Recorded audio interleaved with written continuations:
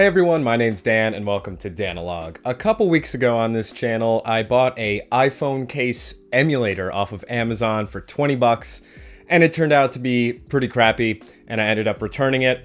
I had 20 bucks in returns from Amazon, so I thought, hey, I should buy something else, maybe to redeem the crappiness of that first one. So I found this, a small handheld emulator that has 400 NES games on it, and it was only 20 bucks. It was actually a little bit less than 20 bucks. Now this thing's available everywhere. There's like 9 different sellers on Amazon selling this exact same thing. It's just kind of cheap Chinese stuff, but I'm actually trying to find one of these emulators, these really cheap emulators that are kind of decent.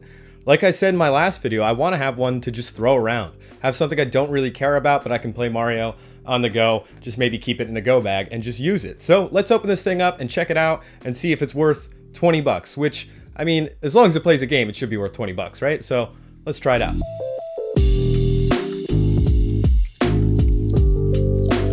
So here it is, 400 game, 3-inch TFT, 8-bit classic. You got some shapes on here like a PlayStation controller for some reason. Little diagram. Digital game system, 3-inch super wide LCD. The console is slim, portable, and trendy. Wow, trendy. Yada, yada, yada. Just a little bit of a description on the system itself. Let's get this thing opened up. The packaging actually isn't too bad, especially for how cheap this thing was. Here we have the wire to hook it up to the TV, the charging cable, and an extra controller. In the original photo when I ordered this, it was like an NES clone controller. This is a Famicom controller, which is pretty cool. The buttons feel fine. You could take a listen to them here. So, you know, I love these poorly translated manuals. Maintenance doesn't say anything interesting here, but if you move down to special precautions, number 3, the factory before the battery power is not saturated. So when we get the goods, you need to charge more than 5 hours later use. Please keep the charge in 5 hours or so long. That is, man, I can't imagine what that meant to say, but here's the system itself. It's actually pretty nice. It has a nice texture to it. It's not heavy, but it's not as light and hollow as a lot of cheap little devices feel. The buttons actually feel okay. They all feel pretty consistent. On the back here, we have the battery port. Came with this lithium battery, so it's rechargeable. No need for a bunch of AA's. And then we turn it on. The screen looks pretty dang good. Nice and crisp. Let's take off that. Okay. All right. Well, those dang stickers never work. Let's just take off this screen protector here, which is always kind of satisfying. Let's get into some games. So it says 401 there, but I just want to feel how this thing plays right off the bat. So let's play some Mario Brothers. Screen looks pretty good. Mario looks a little smaller than usual. It seems like they stretch out a little bit. Oh, and I died right away.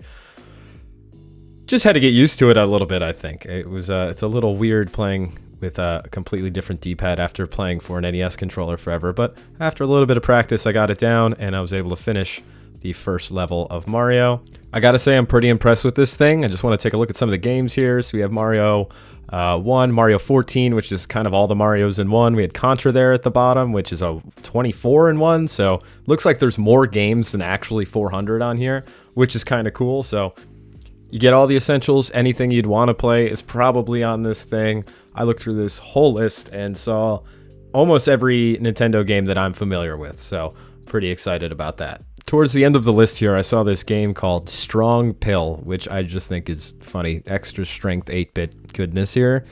And I was just kind of curious, so I checked it out, and it's just this puzzle game that I absolutely don't understand and could not even get past the first level I played. So just thought that was an interesting one to try out, but it's kind of cool to have this and be able to try new things and try new games that you haven't heard of before. So looking through a little bit more here, and I saw it. There it is. It's Nuts Milk. I can't believe it. If you saw my last video, you know exactly what I'm talking about here. I finally found Nuts Milk. I found it. It's a real game. It's called Nuts and Milk, and it is terrible. I tried for a good 10 minutes to enjoy this game, or at least even beat the first level, and I just don't get it. It's horrible. It's terrible. Nuts Milk is bad. It's very bad. I don't like Nuts Milk at all. So after that, I just needed to cleanse my palate, so I booted up some Mario 3 on here. It runs smooth, it plays smooth, and I'm actually, again, pretty impressed with this thing. I just want to let you listen to a little bit of the audio coming from this little device itself. It's really pretty decent, especially compared to the last one that I bought for 20 bucks. That phone case one just had the worst audio ever. So just take a listen to this.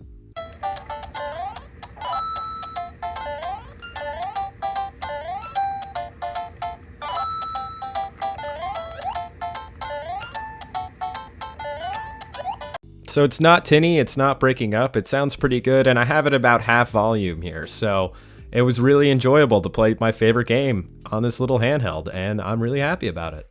The next thing I wanted to try out with this is the second controller that came with it and its ability to connect to a TV. So plugged it in to my old CRT here just to try it out.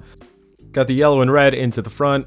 I have the 3.5mm jack into the top, and there you go, boots right up, looks pretty decent. I know just filming my CRT with my camera applies these scan lines and everything like that. Those aren't there, but as you can see, the colors are a little bit kind of washed out, and it's a little bit blurry. And I'm gonna show you my real NES plugged into this now, but I just want to play with the second controller first. And as you can see, it's not that great. It feels hollow, and the buttons only work about half the time. So here's my original Super Mario Brothers. I just thought I'd throw this in the NES to kind of compare, and immediately my real NES looked a lot more crisp. The colors were more vibrant, but I bought this little thing as a handheld, so I'm really not upset about it at all. If you want to go buy an NES and Super Mario Brothers, it's going to cost you way more than 20 bucks anyway, so what can you do? Looks okay. All right, so all in all, this thing's pretty decent. I mean, for $20, you really can't go wrong. Even if it only lasts me another couple weeks, I got some playtime out of it. I got some enjoyment out of it. I really think this thing's totally worth 20 bucks. I think this will be a great gift. You know, the holidays are coming up. If you have a child in your life that kind of enjoys retro, or just you want to show them the games you grew up playing, this would be a great little gift. It's only 20 bucks, good little stocking stuffer, just so they can see what it's all about, what these 8-bit games are like. I mean, you have 400 games on here. They're bound to find something they enjoy.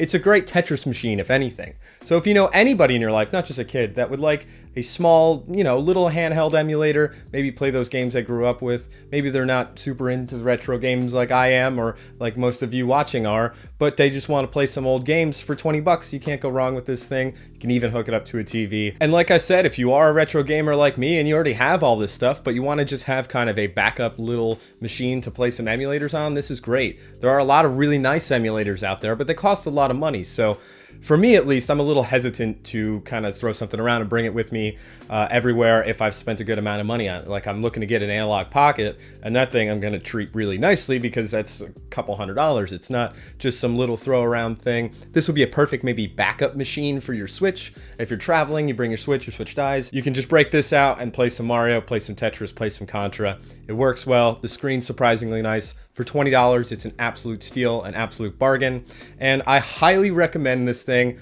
No, I'm not affiliated with Amazon or any companies that sell this thing. I wish it was, but I'm not. So just my word for it, it's pretty sweet. So I want to thank you all so much for watching. The support on this channel has been unbelievable. You guys are great. I can't believe how quickly we're growing here, and I just can't wait to make more content for you. I do have a full-time job and stuff like that, so this is kind of a second job for me, and I'm treating it like that. So I'm really trying to get a video out at least every week for you all. Please subscribe if you like me, if you like the content here. Please like the video, helps out a lot, and I'll be seeing you soon.